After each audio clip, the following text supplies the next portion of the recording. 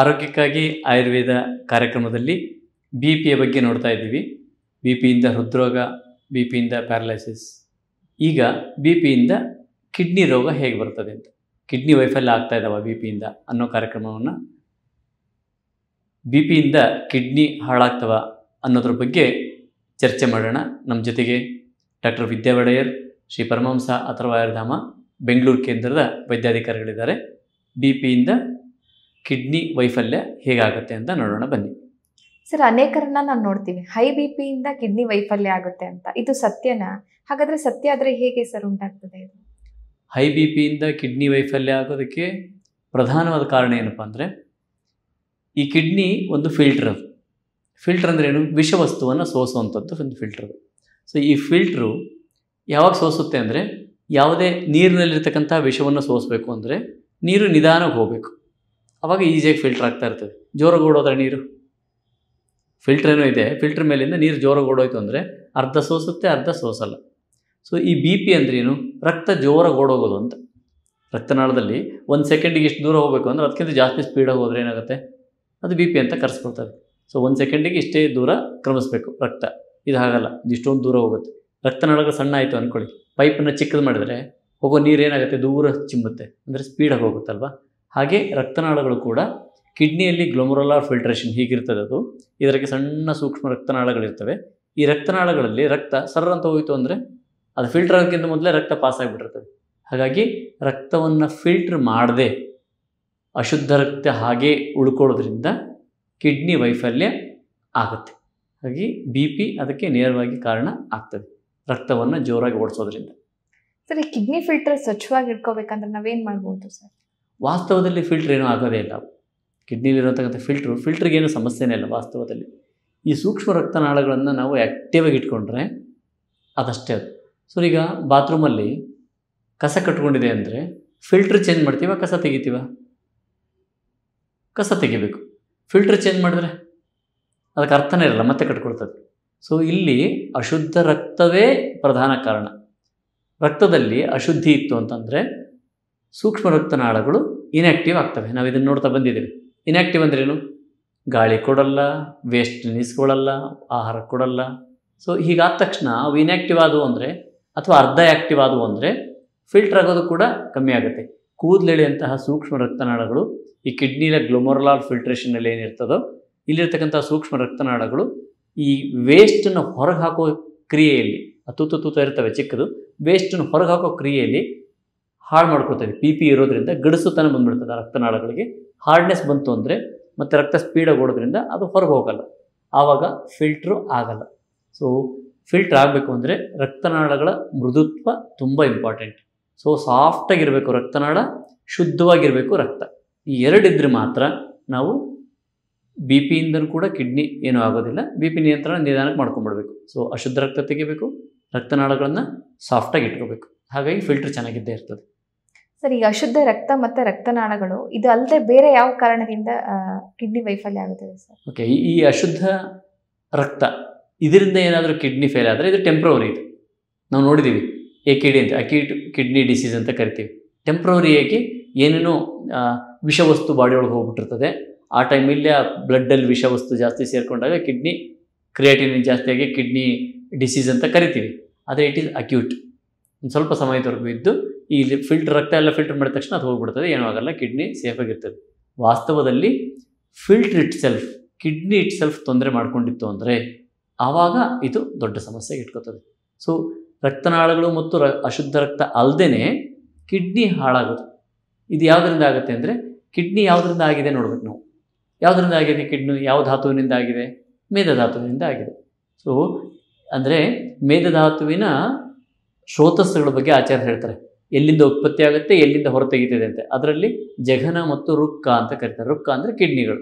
So ಜಘನದಿಂದ ಮೇದಧಾತು ಉತ್ಪತ್ತಿ ಆದರೆ ರುಕ್ಕದಿಂದ waste ಹೊರಗೆ ಹೋಗ್ತದೆ. ಸೊ ಈ ರುಕ್ಕ ಅಂದರೆ ಕಿಡ್ನಿಗಳು. ಮೇದಧಾತುವೇ ಕೆಟ್ಟೋಗಿದ್ರೆ, ಯಾವುದರಿಂದ ಕಿಡ್ನಿ ಆಗಿದೆಯೋ ಅದೇ ಧಾತು ಕೆಟ್ಟೋದ್ರೆ, ಮಣ್ಣೇ ಕೆಟ್ಟೋದ್ರೆ ಮೂರ್ತಿ ಹೆಂಗೆ ಮಾಡೋಕ್ಕಾಗತ್ತೆ? ಆಗಲ್ಲಲ್ವ. ಬಂಗಾರನೇ ಕೆಟ್ಟೋದ್ರೆ ಆಭರಣಗಳನ್ನ ಹೇಗೆ ಮಾಡ್ತೀರಾ? ಹಾಗೆ ಮೂಲ ಮೇದಧಾತುವೇ ಕೆಟ್ಟರೆ ಕಿಡ್ನಿ ಕೆಡ್ತದೆ, ಫಿಲ್ಟರ್ ಕೆಟ್ಟೋಗುತ್ತೆ. ಈ ಕೆಟ್ಟು ಹೋದಾಗ ಇದು ಕ್ರಾನಿಕ್ ಡಿಸೀಸ್. ಅಲ್ಲಿ ಮಿಡ್ಯುಲರಿ ಮತ್ತು ಕಾರ್ಟಿಕಲ್ ಡಿಫ್ರೆನ್ಸ್ ಏನಿದೆ ಆ ಡಿಫ್ರೆನ್ಸ್ ಹೋಗ್ಬಿಡ್ತದೆ. ಗ್ಲೋಮರಲ್ ಫಿಲ್ಟ್ರೇಷನ್ ಕಮ್ಮಿ ಆಗ್ತಾ ಬರ್ತದೆ. ಕಿಡ್ನಿ ತುಂಬ ಹಾರ್ಡ್ ಆಗ್ತಾ ಬರ್ತದೆ, ಶ್ರಿಂಕ್ ಆಗ್ತಾ ಬರ್ತದೆ. ಕಿಡ್ನಿ ಸೈಜ್ ಇಟ್ಸಪ್ ಶ್ರಿಂಕ್ ಆಗುತ್ತೆ. ಯಾಕಂದರೆ ಮೇಧಧಾತುವೇ ಕೆಟ್ಟೋಗಿದೆ. ಮೂಲದ ಅದಕ್ಕೆ ಏನು ಊಟ ಬೇಕೋ ಅದು ಯಾವುದರಿಂದ ರಕ್ಷಣೆ ಆಗಿದೆಯೋ ಅದೇ ಕೆಟ್ಟೋಗಿದೆ. ಆವಾಗ ಕಿಡ್ನಿ ಇಟ್ಸೆಲ್ಫ್ ಫೇಲ್ಯೂರ್. ಇಲ್ಲಿ ತುಂಬ ಅಪಾಯಕಾರಿ ಇದು. ಕಿಡ್ನಿನ ವಾಪಸ್ ಹೊಸ ಕಿಡ್ನಿ ಹಾಕದೆ ವಿಧಿನೇ ಇಲ್ಲ. ಯಾರು ಕಿಡ್ನಿ ಶ್ರಿಂಕ್ ಆಗಿದೆ ಅವರಿಗೆ. ಶ್ರಿಂಕ್ ಆಗಿಲ್ಲ, ಚಿಕಿತ್ಸೆ ಮಾಡ್ಬೋದು. ಗ್ಲೋಮರಲ್ ಫಿಲ್ಟ್ರೇಷನಲ್ಲಿ ಅದೇನು ಕಾರ್ಟಿಕೋಮಿಡ್ಯುಲರಿ ಡಿಫ್ರೆನ್ಸ್ ಇನ್ನೂ ಸ್ವಲ್ಪ ಸ್ಲೈಟಾಗಿ ಹಾಳಾಗಿದೆ, ಇನ್ನೂ ಹಾಳಾಗಿಲ್ಲ, ಡಿಫ್ರೆನ್ಸಿಯೇಷನ್ ಮಾಡೋಕ್ಕೆ ಆಗ್ತಿಲ್ಲ. ಈ ಹಂತಗಳನ್ನ ಆಧರಿಸಿ ಕಿಡ್ನಿನೇ ಕೆಟ್ಟಿದೆಯಾ ಅಥವಾ ಅಶುದ್ಧ ರಕ್ತ ಮತ್ತು ರಕ್ತನಾಳಗಳಿದೆಯಾ, ಈ ಎರಡನ್ನು ನಾವು ಗಮನಿಸ್ಕೊಂಡು ಚಿಕಿತ್ಸೆಯನ್ನು ಮಾಡ್ತೇವೆ. ಸರ್, ನೀವು ಇವಾಗ ಹೇಳಿದರೆ ಕಿಡ್ನಿ ವೈಫಲ್ಯ ಆಗಲಿಕ್ಕೆ 2 ಪ್ರಮುಖ ಅಂಶಗಳಾದಂಥ ಒಂದು ರಕ್ತ ಶುದ್ಧತೆ ಮತ್ತು ಸಮರ್ಥವಾದಂಥ ಮೇಧಸ್ಸು. ಹಾಗಾದ್ರೆ ಇದನ್ನ ಹೇಗೆ ಸರ್ ನಾವು ಗಳಿಸ್ಕೊಳ್ಬೇಕು? ಓಕೆ, ಒಂದು ರಕ್ತದ ಶುದ್ಧತೆ ತುಂಬ ಇಂಪಾರ್ಟೆಂಟ್. ಒಂದು ರಕ್ತದ ಶುದ್ಧತೆ ತುಂಬ ಇಂಪಾರ್ಟೆಂಟ್, ಇದನ್ನು ನಾನು ಮಾತಾಡಿದ್ವಿ. ಎರಡನೇದು ಮೇಧಸ್ಸನ್ನು ಚೆನ್ನಾಗಿಟ್ಕೊಳ್ಳೋದು. ಇವನು ಹೇಗೆ ಅಟೇನ್ ಮಾಡಬೇಕು ಅಂತ, ಹೇಗೆ ಅಚೀವ್ ಮಾಡಬೇಕು ಅಂತ. ರಕ್ತ ಕೆಡ್ತದೆ ಯಾಕೆ ಮೊದಲು, ಬಹಳ ಇಂಪಾರ್ಟೆಂಟ್ ಅದು ಪಾಯಿಂಟ್. ರಕ್ತ ಕೆಡ್ತದೆ ಯಾಕೆ? ಕೆಟ್ಟಿರ್ತಕ್ಕಂಥ ಆಹಾರವನ್ನು ತಿನ್ನೋದು, ಅದೊಂದೇ ಕಾರಣ. ಮತ್ತು ಇನ್ನೇನು ಕೆಡ್ತದೆ ರಕ್ತ. ಸೊ ಕೆಟ್ಟ ಆಹಾರವನ್ನು ತಿಂದಾಗ ಲಿವರ್ ಏನು ಮಾಡುತ್ತೆ? ಆಹಾರವನ್ನು ಭಾಗ ಮಾಡ್ತದೆ. ಕೆಟ್ಟ ಆಹಾರ, ಒಳ್ಳೆಯ ಆಹಾರ ಅಂದರೆ ಸಾರ ಮತ್ತು ಕಿಟ್ಟ ಅಂತ ವಿಭಜನೆ ಮಾಡ್ತದೆ. ವೇಸ್ಟ್ ಆಹಾರವನ್ನು ಹೊರಗೆ ಹಾಕ್ತದೆ. ಶುದ್ಧವಾದ ಆಹಾರವನ್ನು ಮಾತ್ರ ಶರೀರಕ್ಕೆ ಕಳಿಸುತ್ತೆ, ಹೃದಯಕ್ಕೆ ಕಳಿಸಿ ಹೃದಯದಿಂದ ಇಡೀ ಸರ್ವ ಶರೀರಕ್ಕೆ ಹೋಗ್ತದೆ. ಸೊ ಈ ಲಿವರ್ಗೆ ದಿನಾ ಕೆಟ್ಟ ಆಹಾರ ಕೊಡ್ತಾ ಹೋದರೆ, ಈ ಜಂಕ್ ಫುಡ್ ತಿಂದೆ, ದೋಸೆ ಇಡ್ಲಿ ತಿಂದೆ, ಚಿತ್ರಾನ್ನ ಪುಳಿಯೋಗರೆ ತಿಂದೆ, ಜೀರ್ಣ ಆಗೋದಕ್ಕಿಂತ ಹೆಚ್ಚಿನ ಪ್ರಮಾಣದ ತಿಂದೆ, ಹಿಂಗೆ ಮಾಡ್ತಾ ಹೋದರೆ ಲಿವರು ಶುದ್ಧತೆಯನ್ನು ದಿನಾ ಬೈಫ್ರಿಕೇಟ್ ಮಾಡಿ ಸುಸ್ತಾಗ್ಬಿಡ್ತದೆ. ಇನ್ನೇನು ಮಾಡ್ತಾವಾಗ ಈ ಡಿಟಾಕ್ಸಿಫಿಕೇಷನ್ ಮಾಡೋ ಕೆಲಸವನ್ನು ಮಾಡೋ ಲಿವರು, ಅಶುದ್ಧವನ್ನು ಪ್ರತ್ಯೇಕ ಮಾಡುವಂತಹ ಲಿವರು ತನ್ನ ಸಾಮರ್ಥ್ಯವನ್ನು ಕಳ್ಕೊಂಡ ತಕ್ಷಣ ಅಶುದ್ಧತೆ ರಕ್ತಕ್ಕೆ ಎಂಟ್ರಿ ಆಗುತ್ತೆ. ಇದನ್ನು ನಾವು ರಕ್ತಪಿತ್ತ ಅಂತ ಕರಿತೀವಿ. ಸೊ ಈ ಅಶುದ್ಧತೆ ಫಿಲ್ಟ್ರ್ ಮಾಡೋದಕ್ಕಿಂತ ಮೊದಲೇ ಎಂಟ್ರಿ ಆದರೆ, ರಕ್ತಕ್ಕೆ ಸೇರ್ಕೊಂಡ್ಬಿಟ್ರೆ ರಕ್ತ ಅಶುದ್ಧಿ ಆಯಿತು. ಸೊ ಫಿಲ್ಟರ್ ಆಗಿದ್ದು ಬೇದಿಯಿಂದ ಅಥವಾ ಮೂತ್ರದಿಂದ ಹೊರಗೆ ಹಾಕೋ ಕೆಲಸವನ್ನು ಲಿವರೇ ಮಾಡ್ತದೆ. ಈ ಲಿವರ್ಗೆ ಒತ್ತಡ ಮಾಡೋ ಕೆಲಸವನ್ನು ಮಾಡಲಿಲ್ಲ ಅಂದರೆ ನಾವು ರಕ್ತವನ್ನು ಶುದ್ಧವಾಗಿ ಇಟ್ಕೊಳ್ಳೋದಕ್ಕೆ ಸಾಧ್ಯ. ಲಿವರ್ ಆ್ಯಕ್ಟಿವ್ ಇದೆ ಅಂತ ಗುರುತಿಸ್ಕೊಡೋದು ಹೇಗೆ? ನೀವೇನಾದರೂ ಊಟ ಮಾಡಿ, ನೀವು ಈಗ ಯೂಟ್ಯೂಬ್ಗಳನ್ನ ಕೇಳಿ, ಇವನ್ನೆಲ್ಲ ಕೇಳಿ ಭಾಳಷ್ಟು ಜನ ಕಮೆಂಟ್ ಬರ್ತಾರೆ, ಏನು ಊಟ ಮಾಡಬೇಕು ಅಂತಲೇ ಗೊತ್ತಾಗ್ತಿಲ್ಲ ಅಂತ. ಇದನ್ನು ತಲೆಯಿಂದ ತೆಗೆದಾಕ್ಬಿಡಿ. ನೀವು ಯಾವ ಭಾಗದಲ್ಲಿ ಜನ್ಮ ಆಗಿದೆ, ನಿಮ್ಮದು ಯಾವ ಭಾಗದಲ್ಲಿ ಬೆಳೆದಿದ್ದೀರಿ, ಅಲ್ಲಿಯ ಪ್ರಾಂತ್ಯದ ಆಹಾರವೇನೋ ಅದೇ ನಿಮ್ಮ ಆಹಾರ. ನಾನು ಆಂಧ್ರದಲ್ಲಿ ಇದ್ಕೊಂಡು ರಾಗಿ ತಿಂದರೆ ತೊಂದರೆ ಆಗುತ್ತೆ, ಮೈಸೂರಲ್ಲಿ ಇದ್ಕೊಂಡು ಜೋಳ ತಿಂದರೂ ತೊಂದರೆ ಆಗುತ್ತೆ, ನಾರ್ತ್ ಕರ್ನಾಟಕದ ಇದ್ಕೊಂಡು ಇನ್ನೇನೋ ತಿಂದರೆ ತೊಂದರೆ ಆಗುತ್ತೆ. ಯಾಕೆ? ಯಾವ ಭಾಗದಲ್ಲಿ ಯಾವ ಆಹಾರವೋ ಅದು ನಿಮ್ಮ ಆಹಾರ. ಎರಡನೇದು ವೆರಿ ಇಂಪಾರ್ಟೆಂಟ್, ನೀವು ತಿಂದ ಮೇಲೆ ಹೊಟ್ಟೆಗೆ ಭಾರ ಆಗ್ತಾ ಇದೆಯಾ? ಇಷ್ಟೇ ತಿಂದಿರ್ತೀರ, ಭಾಳ ತಿನ್ನಲ್ಲ ಡಾಕ್ಟ್ರ್ ಅಂತ ಹೇಳ್ತಾರೆ ಜನ. ಇಲ್ಲ, ಇಷ್ಟೇ ತಿಂದರೂ ಕೂಡ ಹೊಟ್ಟೆ ಭಾರ ಆಗ್ತಾ ಇದೆಯಾ ಅಂದರೆ ಲಿವರು ಫಿಲ್ಟ್ರ್ ಮಾಡ್ತಿಲ್ಲ ಅಂತ ಅರ್ಥ. ಸಾರ ಮತ್ತು ಕಿಟ್ಟವನ್ನು ವಿಭಜನೆ ಮಾಡ್ತಿಲ್ಲ ಅಂತ ಅರ್ಥ. ಲಿವರ್ ಅದನ್ನು ಡೈಜೆಸ್ಟ್ ಮಾಡಿ ಒಳಗೆ ಎಳ್ಕೊಳ್ತಾ ಇಲ್ಲ ಅಂತ ಅರ್ಥ. ಸೊ ಹೊಟ್ಟೆ ಭಾರ ಆಗ್ತಾ ಇದೆಯಾ ಗಮನಿಸಿ, ಅಶುದ್ಧತೆ ರಕ್ತಕ್ಕೆ ಸೇರುತ್ತೆ ಅಂತ. ಅಶುದ್ಧತೆ ಸೇರಿದ್ರ ಲಕ್ಷಣ ಏನು ಅಂದರೆ ಉತ್ಸಾಹ ಕಮ್ಮಿ ಆಗುತ್ತೆ. ಶರೀರದಲ್ಲಿ ಉತ್ಸಾಹ ಇರಲ್ಲ, ಬೆಳಗಿನಿಂದ ಸಂಜೆ ಕೆಲಸ ಅಲ್ಲ, ಮಧ್ಯಾಹ್ನದಷ್ಟೊತ್ತಿಗೆ ಸಾಕಪ್ಪ ಅಂತ ಅನಿಸೋದಿದೆಯಲ್ಲ, ಇದು ಅಶುದ್ಧತೆ ರಕ್ತಕ್ಕೆ ಸೇರಿದೆ ಅಂತ ಅರ್ಥ. ಸೊ ಇನ್ನು ಬಿಡಬೇಕು ಅಂದರೆ ಏನು? ಪ್ರಾಂತ್ಯವಾರು ಆಹಾರ, ಸರಿಯಾದ ಪ್ರಮಾಣದ ಆಹಾರ, ಶಾರೀರಿಕವಾದ ನಿಯಮಿತ ವ್ಯಾಯಾಮ, ಹಸಿದಷ್ಟೇ ಊಟ ಮಾಡುವಂಥದ್ದು, ಈ ಆಹಾರ ಪ್ರಕ್ರಿಯೆಗಳಿಂದ ಕಡ್ಡಾಯವಾಗಿ ನಿದ್ದೆಯನ್ನು ಚೆನ್ನಾಗಿ ಮಾಡುವಂಥದ್ದು. ಲಿವರ್ ಆ್ಯಕ್ಟಿವ್ ಇರಬೇಕು ಅಂದರೆ ನಿದ್ದೆ ಚೆನ್ನಾಗಿರಲೇಬೇಕು. ಇಷ್ಟಾದರೆ ಮಾತ್ರ ಒಳ್ಳೆ ಶುದ್ಧವಾದ ರಕ್ತ ನಮಗೆ ಉತ್ಪತ್ತಿ ಆಗುತ್ತೆ. ಇದು ಒಂದನೇ ಪಾರ್ಟ್. ಎರಡನೇದು ಮೇಧಸ್ಸು ಶುದ್ಧವಾಗಿರಬೇಕು. ಇದು ತುಂಬ ಇಂಪಾರ್ಟೆಂಟ್. ಹೇಗೆ ಮೇಧಸ್ಸನ್ನು ಶುದ್ಧವಾಗಿ ಇಟ್ಕೊಳ್ಳೋದು? ಮೇಧಸ್ಸು ಅನ್ನುವಂಥದ್ದು ಏನು ಗೊತ್ತಾ? ಅದು 7 ಧಾತುಗಳಿದೆ. ಇಲ್ಲಿ ಕಡೆ 3, ಈ ಕಡೆ 3 ಇದೆ, 6, ಮಧ್ಯಕ್ಕೆ ಒಂದಿದೆ. ಆ ಮಧ್ಯದ ಧಾತು ಮೇಧಸ್ಸು. ಏನು ಹೀಗೆ ಮಧ್ಯದ ಧಾತು ಮೇಧಸ್ಸು ಅಂದರೆ ಏನು ಅಂದರೆ, ಯಾವುದೇ ಆಹಾರ ನೀವು ರೊಟ್ಟಿ, ರಾಗಿ, ಜೋಳ, ಅಕ್ಕಿ ಏನಾದ್ರು ಊಟ ಮಾಡಿ, ಸಿರಿಧಾನ್ಯ ಏನಾದ್ರು ಊಟ ಮಾಡಿ, ಎಕ್ಸ್ಟ್ರಾ ಊಟ ಮಾಡಿದ್ದೀರಾ ಅದನ್ನು ಸ್ಟೋರ್ ಮಾಡುತ್ತೆ. ಊಟ ಮಾಡಿದ್ದು ಇವತ್ತಿನ ಕೆಲಸ ಮಾಡಿದ್ವಿ, ಉಳಿತು, ಇನ್ನು ಏನು ಮಾಡಬೇಕದು? ದುಡಿಮೆ ಮಾಡಿದ್ವಪ್ಪ, ನಮ್ಮ ಹತ್ರ ಒಂದು 10,000 ರೂಪಾಯಿ ಬಂತು, 2-3 ಸಾವಿರ ರೂಪಾಯಿ ನಿಮ್ಮದು ಖರ್ಚಾಯಿತು, ಅಥವಾ 5,000 ರೂಪಾಯಿ ಖರ್ಚಾಯಿತು, ಇನ್ನು 5,000 ರೂಪಾಯಿ ಏನಾಗುತ್ತೆ? ಉಳಿಕೆ.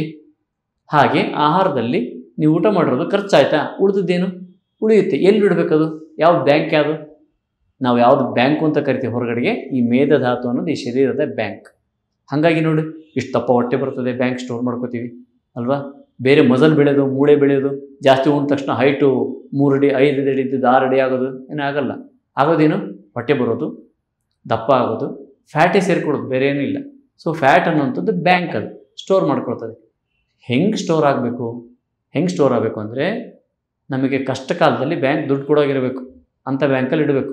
ಯಾವುದೋ ಒಂದು ದುಡ್ಡನ್ನು ಹಾಕ್ಕೊಂಡು ಹೋಗುವಂಥ ಬ್ಯಾಂಕಲ್ಲಿ ಇಟ್ಕೊಂಡ್ರೆ ಅಥವಾ ಲಾಕ್ ಆಗುವಂಥ ಬ್ಯಾಂಕಲ್ಲಿ ಇಟ್ಕೊಂಡ್ರೆ ನೀವು ಕಷ್ಟ ಕಾಲದಲ್ಲಿ ಬರಲಿಲ್ಲ ಅಂದರೆ, ಈಗ ಶುಗರ್ ಕೆಲವರಿಗೆ ಲೋ ಆಗುತ್ತೆ ನೋಡಿ, ಹೈಪೋಗ್ಲೈಸಿಮಿ ಆಗಿಬಿಡ್ತದೆ.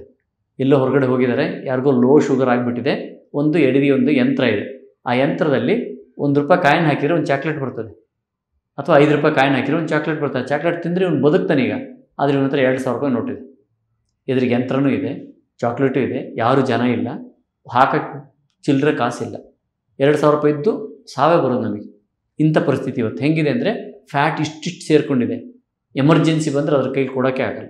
ಹಂಗೆ ಸ್ಟೋರ್ ಮಾಡಿ ಲಾಕ್ ಮಾಡಿ ಸ್ಟೋರ್ ಮಾಡ್ಕೊಂಬಿಟ್ಟಿದ್ವಿ. ಸೊ ಆ ಲಾಕ್ ಮಾಡಿ ಸ್ಟೋರ್ ಮಾಡೋದು ಯಾವಾಗ ಅಂದರೆ ತಿನ್ನೋದು ಆಲಸಿ ತನದಿಂದ ಇರೋದು. ಶಾರೀರಿಕ ವ್ಯಾಯಾಮ ಮಾಡದೇ ಇದ್ದರೆ ಫ್ಯಾಟ್ ಅನ್ನೋವಂಥದ್ದು ಲಾಕ್ಡಾಗಿ ಸ್ಟೋರ್ ಆಗುತ್ತೆ, ಅದು ಯೂಸ್ ಆಗೋದಿಲ್ಲ, ಕಾಯಿಲೆ ಅಂತ ತರ್ತದೆ. ಸೊ ಈ ಲಾಕ್ ಆಗಿ ಸ್ಟೋರ್ ಆಗಿರ್ತಕ್ಕಂಥ ಫ್ಯಾಟ್ ಏನಿದೆಯಲ್ಲ, ಇದರಿಂದ ಕಿಡ್ನಿ ಉತ್ಪತ್ತಿ ಆಯಿತು ಅಂದರೆ ಹಾಳಾಗಿರ್ತಕ್ಕಂಥ ಕಿಡ್ನಿ ಬರ್ತದೆ, ಹಾಳಾಗಿರ್ತಕ್ಕಂಥ ಜಘನ ಅಂದರೆ ಮೂಳೆಗಳು, ಹಾಳಾಗಿರ್ತಕ್ಕಂಥ ಮೂಳೆಗಳು ಬರ್ತದೆ, ರಕ್ತ ಕಣಗಳು ಕೂಡ ಹಾಳಾಗುತ್ತೆ. ಯಾಕೆ, ಅವುಗಳಿಂದ ಉತ್ಪತ್ತಿಯಾಗಿರುವಂಥ ಯಾವುದೇ ಅವಯವ ಕೂಡ ಹಾಳಾಗಿಬಿಡ್ತದೆ. ಹಾಗಾಗಿ ನಿರಂತರ ವ್ಯಾಯಾಮ ಮೊದಲು, ನಿರಂತರ, ಇದು ಇಂಪಾರ್ಟೆಂಟ್. ನಿರಂತರ ಅಂದರೆ ಮಾಡ್ತಾನೆ ಇರಬೇಕಂತಲ್ಲ, ಪ್ರತಿದಿನ ವ್ಯಾಯಾಮ ಇರಲೇಬೇಕು ಅಂತ. ನಿಯಮಿತವಾಗಿ ಪ್ರತಿದಿನ ವ್ಯಾಯಾಮ ಕಡ್ಡಾಯವಾಗಿ ಇರಬೇಕು. ವ್ಯಾಯಾಮದ ನಂತರ ಒಂದಷ್ಟು ಹಸು ಬರ್ತದೆ, ಆ ಹಸುವಿಗೆ ತಕ್ಕಂಗೆ ಊಟ ಮಾಡಬೇಕು. ಊಟ ಮಾಡಿ ವ್ಯಾಯಾಮ ಮಾಡೋದಲ್ಲ, ವ್ಯಾಯಾಮ ಮಾಡಬೇಕು, ಆಮೇಲೆ ಹಸು ಬರ್ತದೆ, ಹಸುವಿಗೆ ಊಟ ಮಾಡಬೇಕು. ಈಗ ಶುದ್ಧವಾದ ಮೇಧಸ್ಸು ಸಂಗ್ರಹ ಆಗುತ್ತೆ. ಇದೊಂದು ಗುಟ್ಟು. ಸೊ ಅಶುದ್ಧ ರಕ್ತವನ್ನು ಇಲ್ದಂಗೆ ಮಾಡ್ಕೊಳ್ಳೋದು, ಶುದ್ಧವಾದ ಮೇಧಸ್ಸನ್ನು ಇಟ್ಕೊಳ್ಳೋದ್ರಿಂದ ನಿಮ್ಮ BP-ಯಿಂದ ಕಿಡ್ನಿಗಳು ಖಂಡಿತವಾಗ್ಲೂ ಹಾಳಾಗಲ್ಲ, BP ಕೂಡ ನಿಯಂತ್ರಣಕ್ಕೆ ಬಂದೇ ಬರ್ತದೆ ಅಂತ ಹೇಳ್ತಾ ಇವತ್ತಿನ ಈ ಕಾರ್ಯಕ್ರಮದಲ್ಲಿ ಮುಗಿಸೋಣ. ಎಲ್ರಿಗೂ ಧನ್ಯವಾದಗಳು.